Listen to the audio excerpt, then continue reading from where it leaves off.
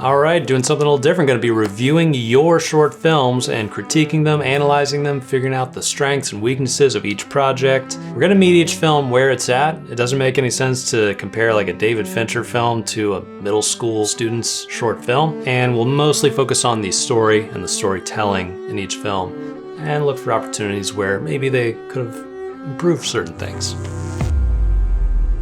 Now, I got submitted like 150 short films. I'm not gonna be able to get through all those. Thank you to everybody who submitted. Join Friday Film Notes at standardstoryco.com if you wanna find out about the next call for submissions to get your film featured on here. We're gonna start at the beginning. The very first person who submitted was Paul Aurora, who also happens to be the very first person to finish their short film in Wrapped in 30 Days, my 30-day short film school. It's called Getting Dumped, and I have a soft spot for potty humor.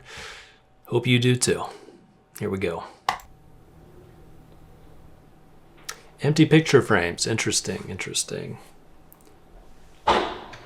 you gotta get here right now. It's really bad. It's bad. It's fucked.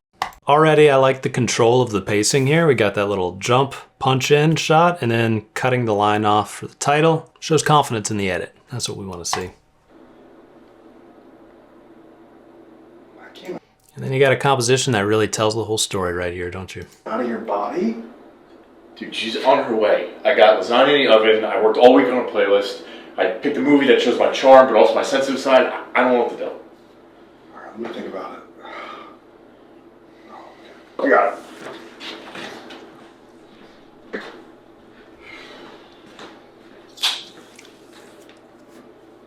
Ready? Great gag. Today's about your problems. Again, good control of the pacing with the edit, and I also appreciate the fact that that whole scene was shot as a oneer, you know? I think a lot of times with dialogue, and particularly with comedy, there's a tendency to just want to jump into close-ups of each character for each line. But I think in comedy especially, it's better to just stay out and get that two-shot and let them actually interact with each other in real time.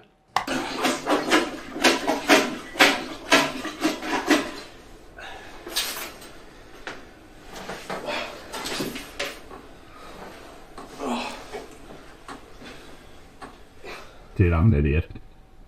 Just a big idiot, you know?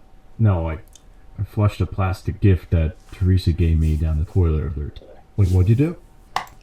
So the audio obviously is needing some work here. This is just part of growing up as a filmmaker, I think, is you make that short film that would have been just so great, except you completely f***ed up the audio from beginning to end. I know I've had that. I had many of those. And then eventually you learn to respect the audio and how actually difficult and important it is. Do you respect wood, Susie? It's taken a while for me to get rid of some of the stuff she gave me. I didn't want to take it out if I threw it into trash, so I figured I'd flush it. Alright, so let me get this straight. You took a gift from your ex-girlfriend, but the best place for it was down... The old, let me get this straight line. This is one of those lines that is, it's acceptable in movies. It's in a lot of movies. But notice that you'll never hear anybody in real life say, wait a minute, so let me get this straight, and then repeat information back to you. It's just one of those things that's really useful in films because it clarifies information and like emphasizes it. So it's like, hey, viewer, this is important. You're going to want to listen to this. On the toilet. And then you took the biggest dump I've ever seen directly on top of it. No. He added some humor and color to it, though. Clogged already. Didn't just then repeat I ran the same into information. later, and then I went. See, this is why I have a 1-bed, 2-bath. What? I like how weird the friend character is. He's a lot of fun.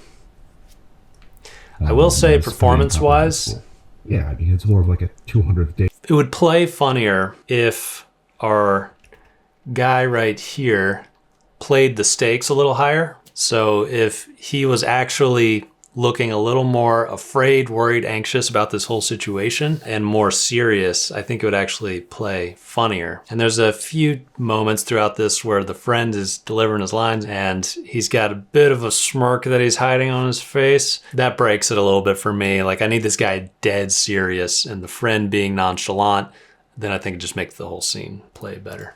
I'm canceling. No. You cannot cancel. First it starts with canceling dates. Then you're signing 4-year leases for 1 bed, 2 baths. Then you're laying prone-eating potato chips watching UFC. Then you're on Reddit till 4 a.m. arguing with flat earthers. It will literally go down this exact path. I thought today was Bill Mutt Robbins. And we got it.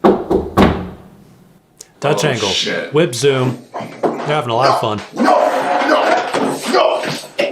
Get up! It's interesting how bad audio is actually, you can get used to bad audio if it stays the same type of bad audio, but you see from right here how it went from like muffled sounding audio to just super tinny distant sounding audio, a different type of bad audio.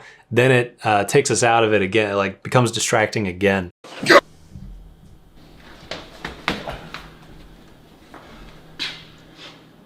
I think in that moment they could have used a little bit of sound of the fight continuing and then he flies into frame. It was kind of like they were in the middle of the fight and then hard cuts out here, which I don't mind. And then, but it was totally silent, but then he flies in as if he just escaped from the fight. A little detail.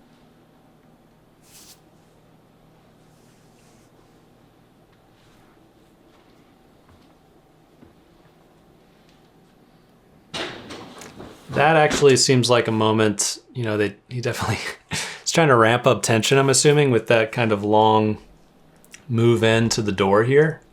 And I feel like that's maybe a moment where sound design could have made it more intense. Whether you went with a heightened sound design that was like, you know, sound design with a capital SD, or if you went with just realistic grounded sound design of like floor creaking and like breathing. You needed something to bring this moment to life. But like I see the idea you were going for, but I think it kind of like fell flat there. In fact, if I was looking at it, this is probably the one moment that I've seen so far that I would just cut out of the edit as is, but with the sound design, I think it would be worth keeping in.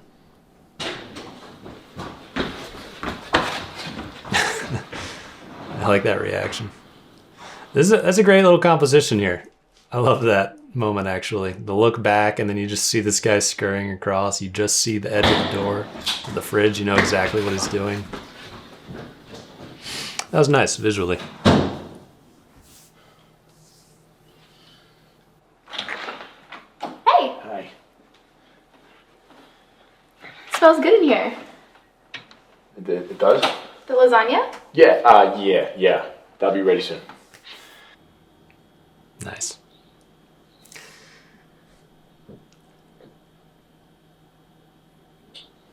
Now I think just from this point in the film, it's pretty easy to see where the strengths and weaknesses are. From a technical standpoint, I would say actually the writing is quite nice. The storytelling is confident and good, but I don't know if there actually even is lighting in this. It might just be all practical lights and whatever lighting was in that place.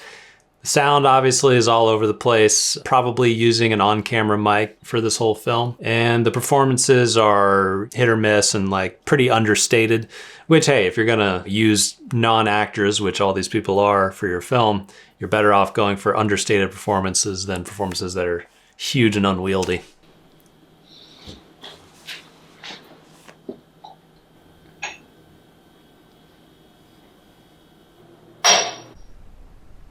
I gotta show you my kickboxing moves. You learned the moves? Sure did. Next time someone tries to mug me, they'll be waking up next to Elvis. Is that because he's dead? Yeah. Wait, I need a tour. Not much else to see. What? I want to see your Giants memorabilia, your guitars you're always talking about. Maybe next time. Let's just focus on food. Okay. Wait, I have to use the bathroom first. No. Maybe you should leave. Seriously, where's your bathroom? I think you should leave. This is a bit, right? Well, now we have the heightened sound design.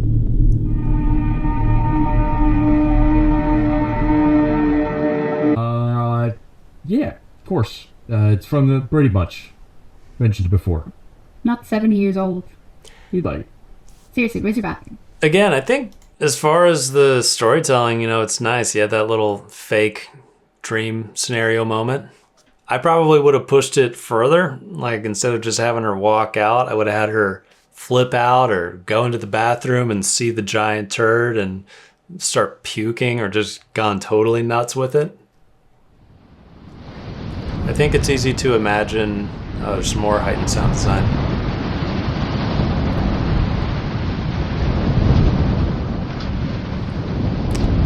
Oh, a little fancy transition there. Mike? I'm not sure it was totally warranted or not, but fun stab. I like when people make like choices and like go for it. I'd like to see Paul make another short with more of a crew backing him. I know. It's stuck. I know it sucks. No, stop. I physically can't open it. What? Is your toilet seat like 1,000 pounds? What? Is this a bit too? No, I genuinely don't know what's happening. Maybe it's broke. Yeah, piece broke off, jammed it. So where are we supposed to go to the bathroom? Balcony? There's one in our lobby. Okay. When I get back, I want this tour, I want the lasagna, and then we'll watch Groundhog's Day.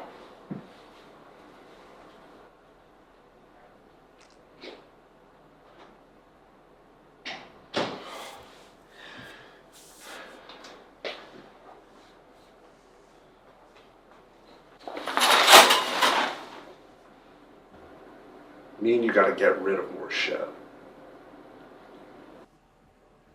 Oh, we got a epilogue.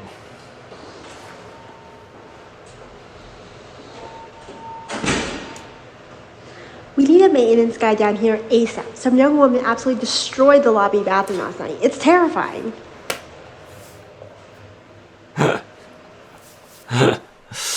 There it is. That's what we wanted. We wanted that extra little punchline. And look, if you're doing a comedy short film, I always feel like the funniest part, ideally, is going to come right at the very end.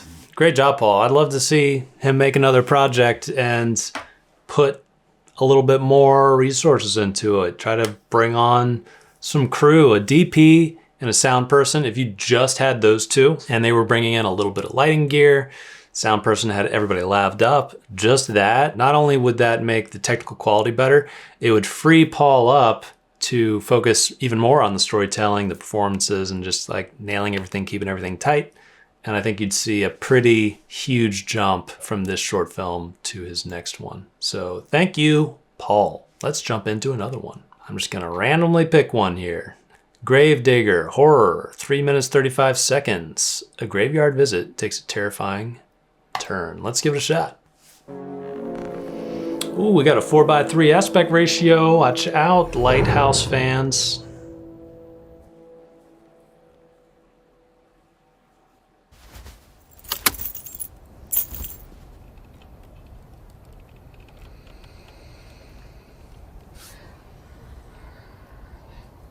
Nice sound so far.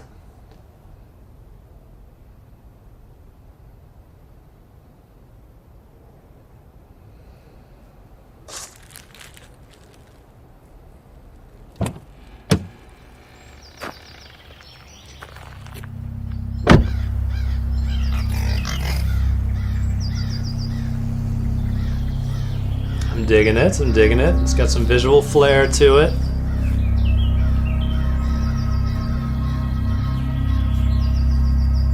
Also, don't you just find in general that short films with very little to no dialogue are often some of the best ones? I think it just speaks to the medium, the format of the short film.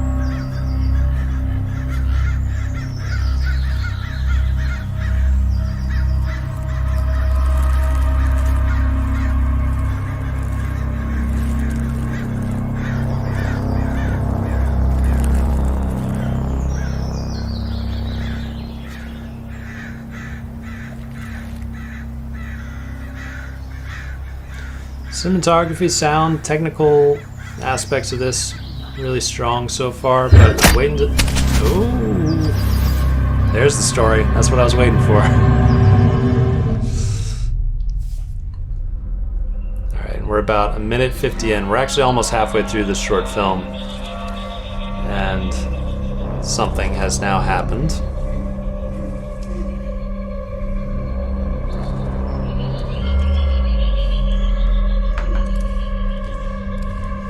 a lot of style to it. We got this slow shutter speed effect. Very fun. I've used almost this exact same style and trick to do almost the exact same scene. When I was in high school, I made this horror short film and had these construction workers go crazy and kill each other, but I couldn't really pull off the coverage, so I ended up just doing an effect like this.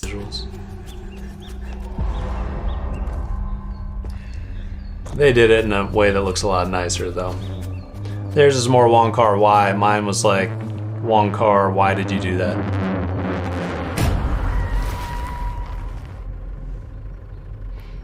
That wheel looked a little 3D. I don't know if that was real or not. Actually, I'm gonna just wind it back real quick. Yeah, that might be a blender wheel. I don't know, what is that? That Helios lens that makes that swirly bokeh? It's cool, but I feel like maybe we're overusing it at this point.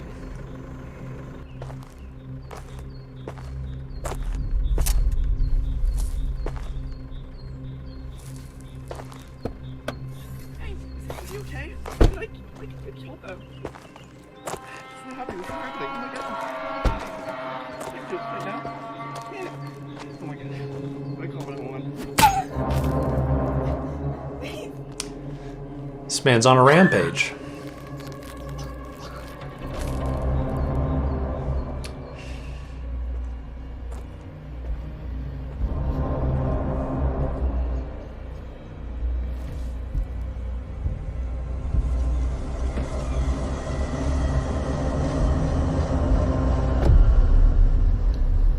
Just waiting to see where this is going.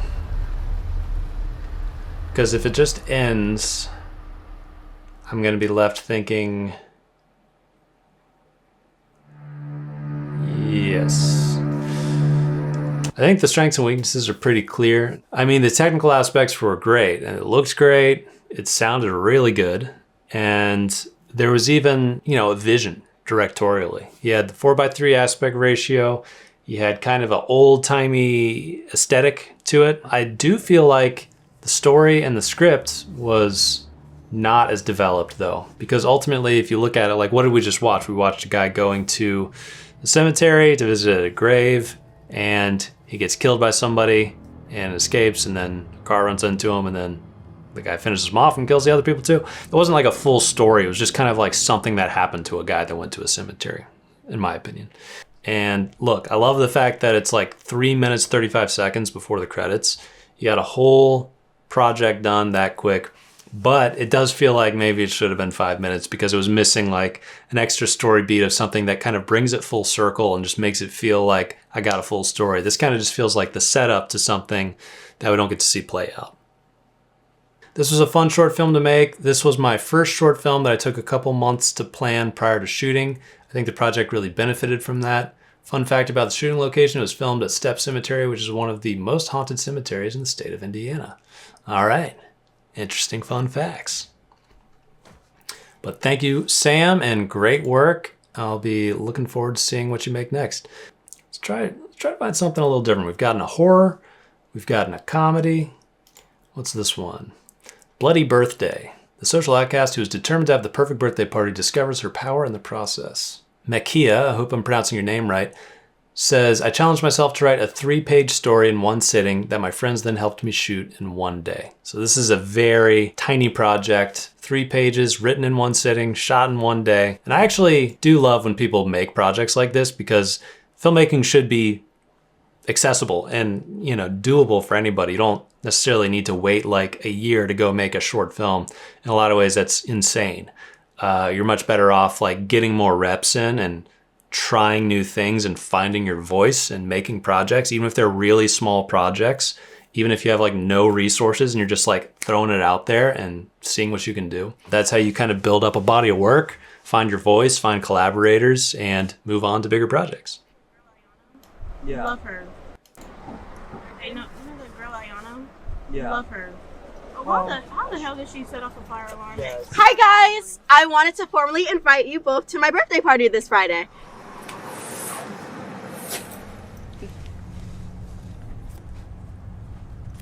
Do we know you? Morgan, I sit behind you guys in English. Oh, are you the girl that... Now, by the way, obviously this is like a lower budget project, but you hear the difference in sound as we cut from camera to camera? Do we know you? That change in background sound is super common for like early short films, but it's also not too bad to fix in post, just doing cross dissolves and hiding the ambient sound with like added on ambience. Like for example, if you had the sound of a lawnmower in the distance and you just had that as a bed under all of the audio, you'd probably never hear those changes in ambience from cut to cut, which does become pretty distracting. I sit behind you guys in English. Oh, are you the girl that passed out during class? Sick. This is a bit of an awkward angle with this rail right over this Come on. guy's face here. I'll just put you guys on the confirmed list. I like that. Nice little shot. Some people hate on dissolves. I don't mind a good dissolve. That dissolve seemed justified to me. Time's passing.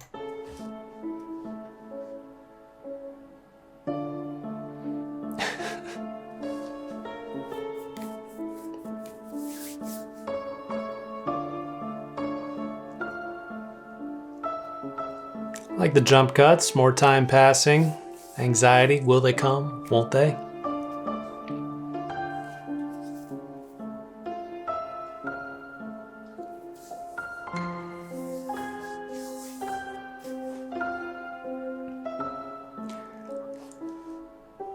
If this was me, I would have taken a harder, bolder approach to this time passing montage.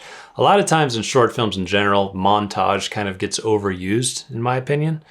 And it's often better to just try to find a way to like really decisively and boldly just like get the point across. So for this, like I like those early jump cuts, but at a certain point, I think I would have just cut way ahead to the ending, like just a second before I thought the audience would be mentally getting there. And that would kind of keep me on my toes more as I'm watching. Now I'm kind of like watching her stretch the montage, it feels like, by moving little things like, you know, okay, I'm going to move this cup, and then the next jump cut, I'm moving the lighter a little bit. I'm like, okay. I think we ran out of stuff to stretch out this montage. We should just move on to the next story beat.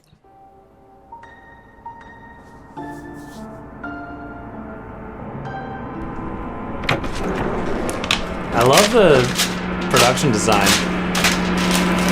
The birthday card invitations. That sign, ooh, that was nice.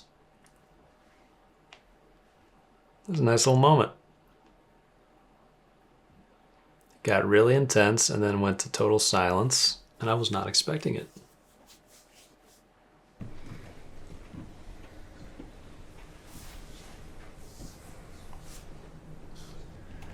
This is where all that production design happened, right here. Art department.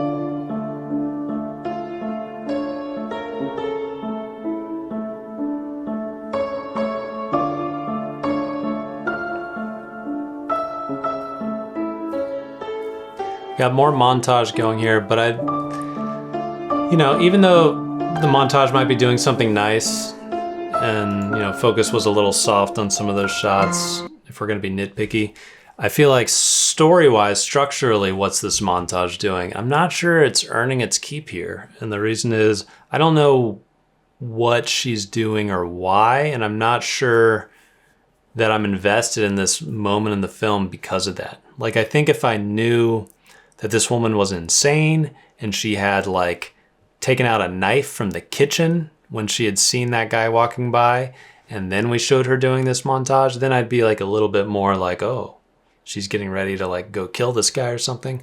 Right now, since I don't actually know what's going on or what she's gonna do, I kind of just want to get to, again, the next story beat and see.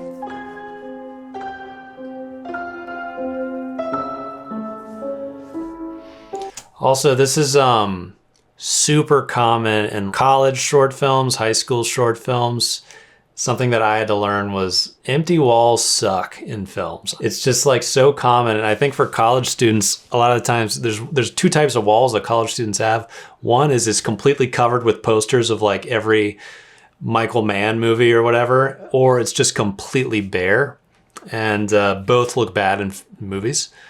But it's just one of these things where it looks lower budget, and I'm so guilty of it. I made, my second feature. It was like a micro budget feature film. We were just filming in friends' apartments and stuff, and we did not treat the walls. But now that's like a lesson that I've learned. If you have a shot of a big bare wall, try to put some pictures up there, something to make it look like a real lived-in location, or frame your shots to avoid the massive bare wall.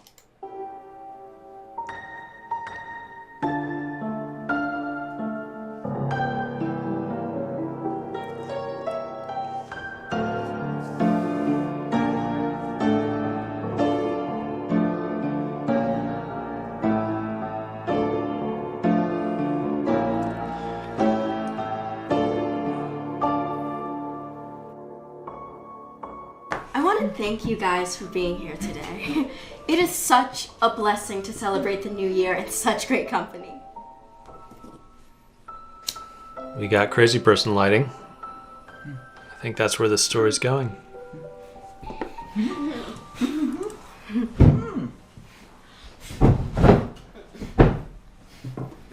Cake, anybody? You guys deserve the whole thing.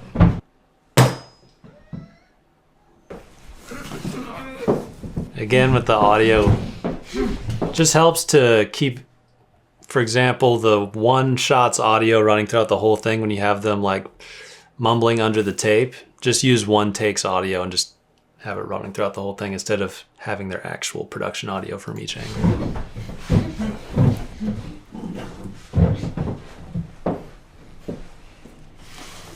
I kind of like this lighting. I didn't see that coming. Oh, that tape came off easy. Now, I'm not sure that this music has been licensed, which means I probably can't show this music in my video, but It's My Birthday and I'll Cry If I Want To is the song that's playing there. Came in with the credits, fun, and I do like the stylized credits here. It's nice. All right, thank you, Makia, for submitting your film. One thing that I noticed here, which is very funny to me, because it's just such a movie thing. See how that duct tape just like came right off? That's what happens. If you try to hold somebody hostage and put duct tape over their mouth, that shit's coming right off. I know that because when we filmed our first feature, Bad is Bad, we had to put duct tape on people's faces all day. And that stuff would just come off so easily. So anybody who's doing a home invasion, you're gonna want something better than just straight up duct tape, I'll tell you that. Actually, the lead's performance was pretty good. I bought into her insanity. The cinematography was maybe a little hit or miss. And, the sound, again, could have used some work. Sound's gonna be across the board on most of these. I think that story-wise, I wanted something more because, again, if we break down the story, we're looking at a girl, it's her birthday, she invites some people, they don't come, and then she goes crazy, holds them hostage, and makes them eat her cake. Even if you have a story that comes full circle, like this one, she got what she wanted. Her goal was to have a birthday party and have people come over, and in the end, she got that goal. She accomplished that goal in a different way than you thought. But what I think I want in a short film is not just that, but also something being said. I'm not saying like something being said in like a preachy message kind of way, but just a reason, a reason to tell the story about this character. Some kind of extra layer going on that just makes it a little more interesting. So for example, if after she held these people hostage, another friend came over and was actually excited to come to her birthday, but then saw the two people that were being held hostage, that would just add a little extra thing that, maybe she jumped the gun here. All right, I really enjoyed all three of these. Big thanks to Paul, Sam, and Makia for submitting your films and allowing some random asshole on the internet to critique them publicly. It takes a lot of guts. I'll put links to their channels in the description. Give them a subscribe, support your fellow filmmakers, and join Friday Film Notes, my weekly filmmaking newsletter, free at standardstoryco.com. Takes 5 seconds and you'll be the first to know the next time I'm calling for submissions for cool stuff like this. All right, I'll see you all next time.